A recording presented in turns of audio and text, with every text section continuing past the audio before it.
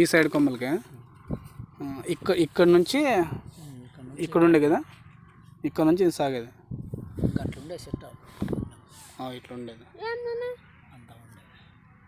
ఇప్పుడు ఈ రకంగా వచ్చింది. ఆడ నుంచి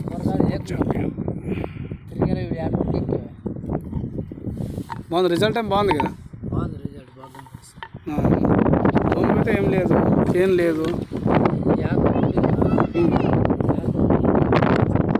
మళ్ళీ చూడు ఈ చిగురాకు చూడు ఎంత బాగా నీట్గా ఉంది.